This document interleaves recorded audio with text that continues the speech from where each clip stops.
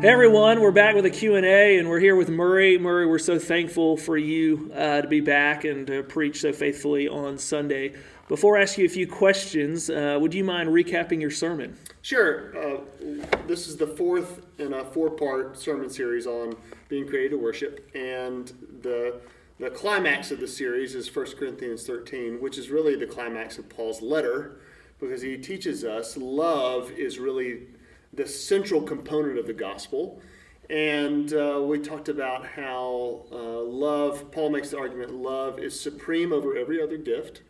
Paul talks about the different characteristics of what our love ought to look like, and then talks about the permanence or eternality, if I can use that word, of love. Love is something that's going to last into eternity. And as we live out of that love today, we get a preview of what's to come.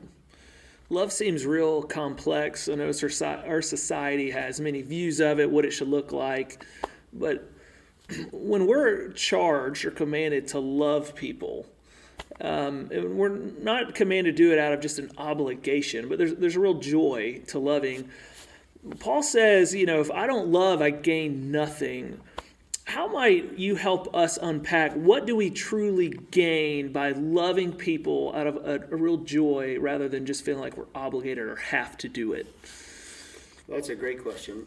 I think the short answer is when we demonstrate true Christ-like love to one another, we are demonstrating that we have in fact been saved. In other words, it's the fruit and in some ways the evidence of our salvation. Yeah. Jesus talks about forgiveness in the same way. If you don't forgive others, you won't be forgiven either. And without getting into all of that, I think in similar ways, if we can't show love to other people, then we are demonstrating the reality that we haven't experienced Christ's love in our heart. And so we ought not think about it like I love you, and so therefore I get something out of the relationship. Like there's some either tangible or cosmic exchange that's happening. It's rather I gain the reality of knowing that Christ's love has settled deep within my heart, and so much so that it overflows into our relationship. Yeah. And that's really settling that it's permanent. And that's kind of the final point you made in the sermon, that love is permanent. Mm-hmm.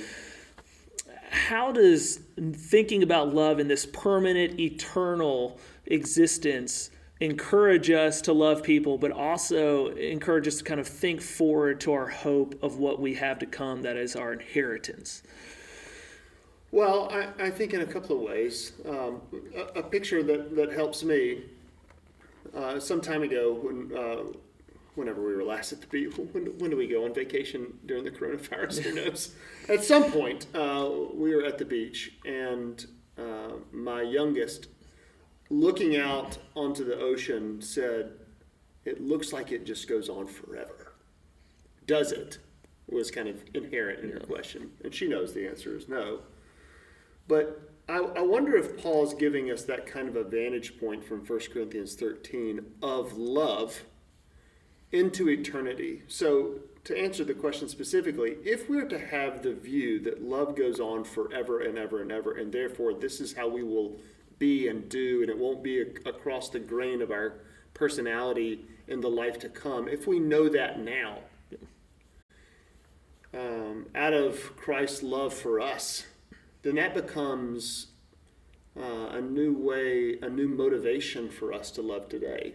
Oh, if I'm going to be that way then maybe that'll give me strength to be that way today. Yeah, absolutely. Yeah. Well, it was a great word on Sunday. Glad to be back. Absolutely. Again, if you ever have questions about a sermon that you heard, we would love to hear from you and discuss it on this podcast. But thank you for your support of Calvary Park. Thank you for listening.